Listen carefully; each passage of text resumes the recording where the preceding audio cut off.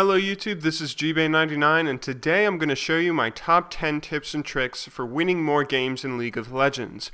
Please note that I'm not saying these are the only things or even the most important things you should know, but seeing as I've already gone over a lot of the basics and important ideas like play the same champion and don't blame your teammates in other videos already, I decided to leave those out. These are, however, 10 very important tips and tricks people often forget that should end up with you winning more games than before. So let's get right to it. Number 10, play your favorite and well-known champions no matter what.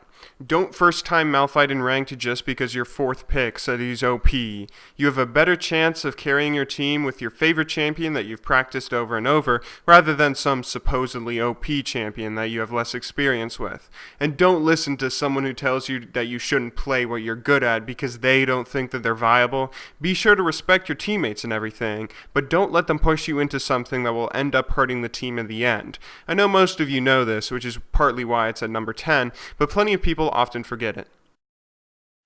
Number 9 depends a bit on who you're playing, but in most instances, you want to get your CC ability at level 1. The reason being, chances are you'll deal more damage with CC plus auto attacks rather than another level 1 spell. You also shouldn't be spamming spells at level 1 if you're a mana user anyway, so it's often more useful to take your CC ability in case your jungler wants to do a level 2 gank or something. Now on people like Ahri, that's what you want to do, but there are some champions like Ryze where it's less useful and less important. Reason being, on Ryze your CC has an 11-second cooldown while your Q only has a 2-second, and the snare doesn't last very long at level 1 anyway. But even then, try to make sure that you don't spam abilities at early levels, and make sure you're thinking about which ability you're going to pick first and why. Number 8. Start using SmartCast if you aren't already. I suggest going into your keybinds, changing your Q, W, E, and R keys to SmartCast, and changing your normal cast to Shift Q, Shift W, Shift E, and Shift R. This will encourage you to SmartCast while still having the option to normal cast if you're on a champion that really needs it. There are some exceptions for some champions like Alistar. Oh my god, I failed. Fuck, can't do it. Where it can hurt you a little to SmartCast, but for the majority of champions, you'll get more kills, deal more damage, save more teammates, and die a whole lot less if you eliminate those couple seconds it takes when you don't SmartCast.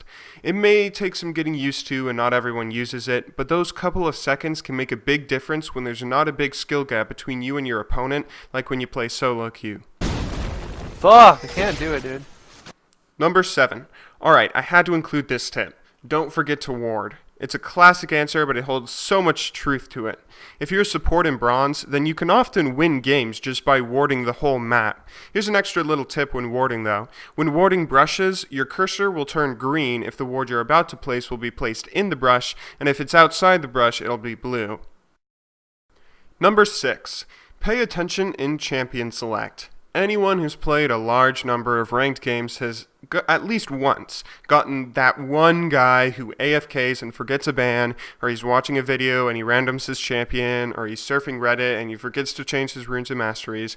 We've been that guy sometimes. This is one of the easiest ways to lose a game. And although Riot is currently working on implementing features into the PBE that makes the game disband if someone AFKs and randoms a champion, pre-game preparation still means a lot in League, and you should give your full attention to the champion selection. Don't forget, Sun Tzu once said, "Victorious warriors win first and then go to war, while defeated warriors go to war first and then seek to win." Number 5 is something that lower levels and lower elos mess up on a lot. You should always be doing what will get you more gold, and in 90% of cases, that's last hitting. Last hitting should take priority over killing the opponent. Now, if your opponent is playing poorly and making big enough mistakes that will allow you to get a kill, then by all means go for it. But don't lose CS because you're harassing him if you aren't going to end up getting a kill anyway. CSing will get you loads of gold, while simply harassing with no kills won't. If you do choose to harass your opponent, make sure you're CSing well while doing so, or make sure you have an almost guaranteed kill coming up soon.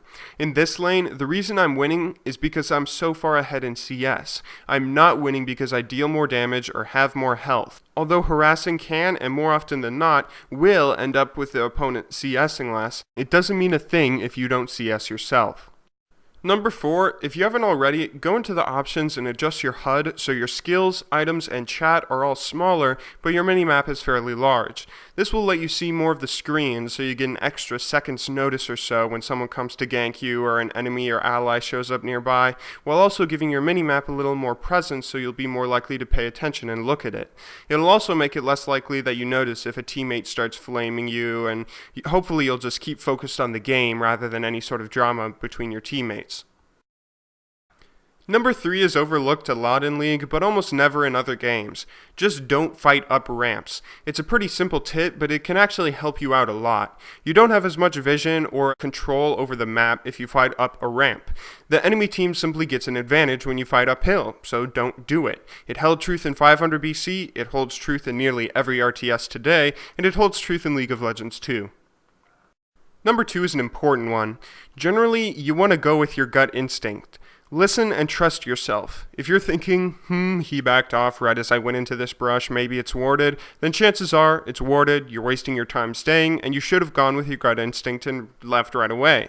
You're a smart person. Listen and trust yourself, and you'll end up wasting less time and preventing some unnecessary deaths in the process. And my number 1 tip for playing League of Legends is play for fun. Cheesy, classic, dumb tip, but it holds so much truth to it. This is a game. Games are played for fun. The entire reason we're all still playing League of Legends is because we have fun playing it. If you focus on playing for fun while just guiding yourself in the right direction by doing certain things, you'll have much better results and improve much quicker rather than if you go in with the try-hard, must-win attitude. I hope you all enjoyed watching and learned something new. Again, these aren't my only tips or the biggest bits of information I think you should all know, but they're pretty important and plenty of people forget them all too easily. If you haven't already, I suggest you subscribe for more, and as always, thanks for watching, good luck in solo queue, and have a wonderful day.